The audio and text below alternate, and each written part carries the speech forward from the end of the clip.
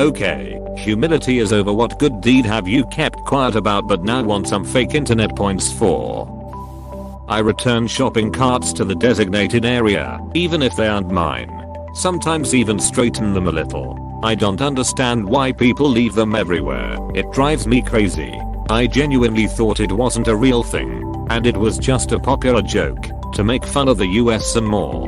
That is before I visited the US and became shocked at seeing the carts everywhere but the cart lanes. The cart lanes were always empty.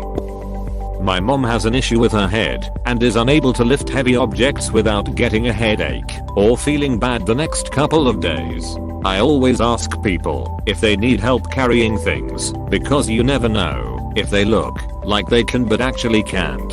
This works emotionally as well. I always buy cake mix, frosting and candles in bulk for the food pantry because every kid needs a birthday cake.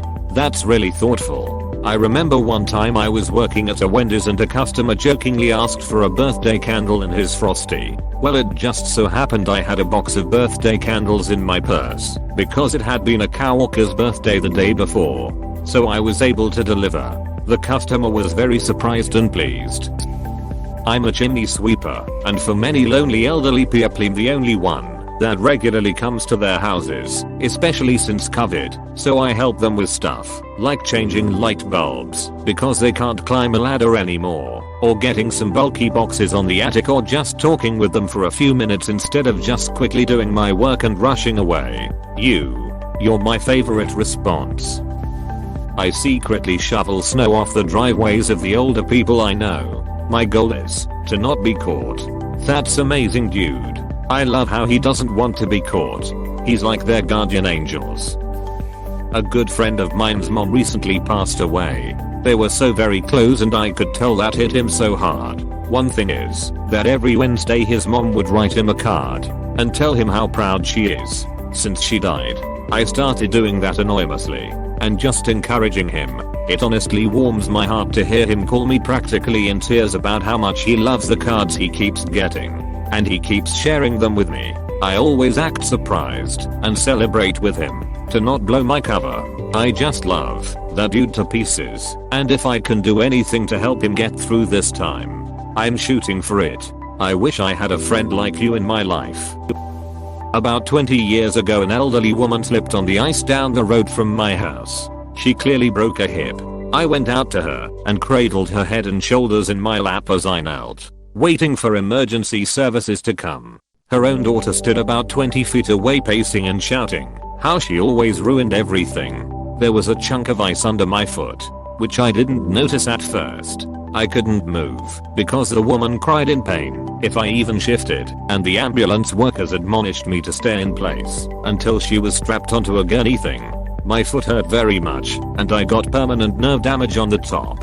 I still can't feel very much in a big area, but I felt like I needed to do it for her so she at least felt cared for and had a human touch. I've never told this story because there's no way to bring it up without seeming like an attention seeker lol.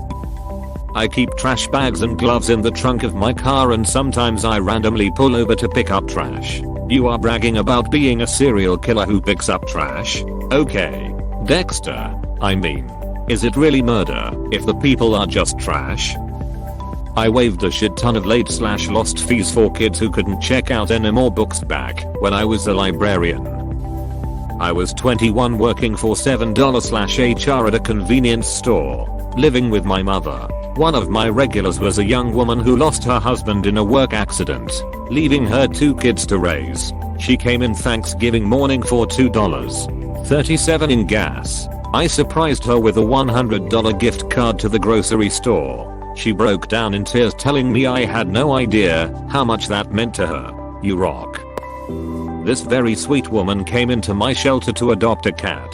She was recovering from a stroke, on a fixed income, and was clearly frustrated with herself for not being able to communicate clearly. The stroke was fairly recent.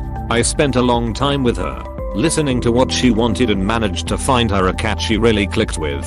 She was so excited to have a furry friend to help her through her difficult time, and then realized she couldn't afford the $25 adoption fee. So I left the room. quietly paid the adoption fee and came back to go over the cat's medical record with her. When she found out I paid the fee, she burst into tears, gave me a hug, and said that no one has been nice to her since she had the stroke. Everyone just got impatient and huffy with her because she couldn't talk. I was pleasantly surprised when she stopped back a few months later just to say hi, give me another hug and let me know the cat was doing great. I'm glad you helped her find happiness. But I have to ask, how is a person on that tight of an income going to be able to pay for pet food and vet visits? I'm kinda torn here. I steered her toward a young, healthy cat. Part of the reason she couldn't afford the adoption fee was because she'd spent it on an emergency prescription for herself. I was the one who bought popsicles and ice cream for the office when the act broke. You're the best kind of co-worker. Recently, I paid in full for the groceries of one lady. She was before me, and at the checkout, the girl behind the register told her she doesn't have enough for the whole purchase. She was paying with food stamps. Thank you for helping people. I donate money to my local food bank and encourage all of my friends to do the same. My income has been entirely unaffected by the pandemic, and I make a comfortable living, so I've pretty much donated the equivalent of my US COVID relief checks to my local food bank, since they need it much more than I do. I also encourage my friends who are in similar financial positions to do the same. Between me and my friends, we've probably donated $10,000 to the local food bank since the pandemic started. Not really something I feel comfortable bragging about, but I'm proud of the impact I've been able to have just by suggesting the idea to my friend group. Thank you for donating and encouraging others to donate money specifically. People think food banks only take food, but your dollar goes so much further than a can of tuna ever would. You're awesome. I used to get a bunch of gaming swag, and I would donate like 95% of it to the local children's hospital every year on Christmas Eve. Games, headphones, consoles, nerdy shit, stuff that I knew would be really appreciated by the kids stuck in a hospital on Christmas. Through a butterfly effect sequence of events, I gave a hot meal to a couple who were asking for spare change outside a mini-mart. I was very nervous doing it. By the time I came back with the food, a cop had pulled up and was talking to them. I hope they weren't in too much trouble. The man's face lit up when he saw what I had, and they were so thankful. I hope they are doing better now. You overcoming your nervousness only makes it better. I help low levels in online games. I love you. For years, we secretly shoveled our elderly neighbor's driveway, porch and sidewalk. We didn't even know their names, but one evening, I came home after it had snowed and she was just about finished her driveway. You could clearly see that she was tired. I never saw any kids coming through the house, so I suspected it was just them living there. After that day, I told my husband about it, and he said, well, she shouldn't be doing that. I'll be sure to clear her driveway from now on. About 4 years later, she caught us. My husband was doing her driveway. My kids were doing her sidewalk, and I was clearing her porch when she flung open the door and we both looked at each other. I thought she was going to start yelling because I was on her property. I wasn't even sure if she spoke English, but she said, "Have you been shoveling my driveway all this time?" And when I said yes, she took my hands and thanked me. She said that her kids were grown / out of the house. Her husband had fallen ill, and it was really hard for her to shovel by herself. We still do it, but now, despite my protesting, she comes by and drops off food she makes, and it's delicious food. We have since met her older kids. Whenever they visit her, they are the nicest family. If I see trash on tables at the food court, ground etc., I pick it up and put it in the bin. I organize books in bookstores, have it from home lol. I'll collect and put carts away in the corral when the lazier shats leave them strewn everywhere. I pay off the lunch balances at my kids' school every Christmas. This is a dream of mine. To be able to go to my old elementary school and wipe out their school lunch debt. No child should ever have to go hungry. How much did you end up paying to do this? If you don't mind me asking, you are truly an amazing person. I know that doing what you did brought relief to so many struggling families. Thank you. I fully agree with you that there shouldn't even be school lunch debt. It varies by year. but usually around $700, which equals about 200 lunches that people were in debt for. I have no idea how many families that number is split between. But the school is an elementary school of approximately 500 kids. This is my youngest son's last year there, but I plan on continuing the tradition. Didn't make much money in my first year of teaching.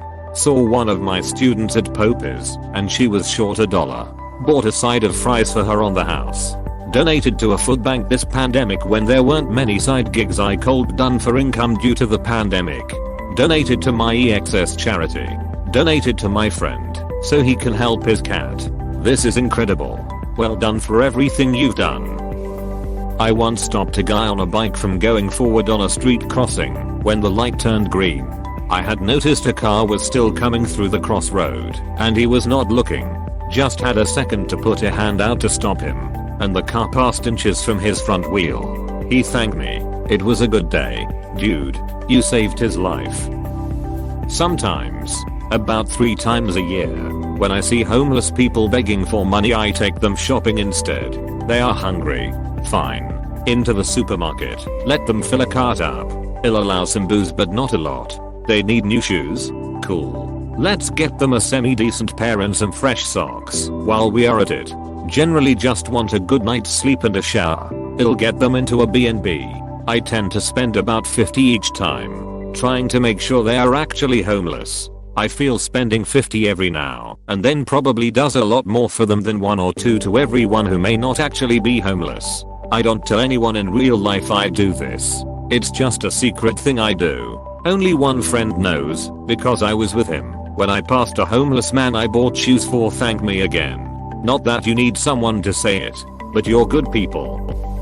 My city has a lot of homeless, so I keep a stack of dollar bills in my car to give to every homeless person I see. It only costs me $1 or 2 per day, and it brightens my day to be able to help people. I call it the Hobo Fund. When I was younger I used to avoid giving certain people anything if it looked like they would just spend it on drugs/alcohol. But now I'm of the mindset that it isn't my business what they do with it, and charity should be unconditional. I figure if someone is panhandling and wants to spend it on drugs, they're going to get that money one way or another anyway. Most eye-opening thing I heard was when one guy said he was trying to get the cash to rent the cheapest motel room he could find for a night. It really highlighted how a bed and hot shower can be luxurious compared to trying to find a place to put down a sleeping bag without being harassed. A friend of mine was unemployed for a while after the last recession. He told me that his choice was spending his weekly check on 7 days of weed and some food,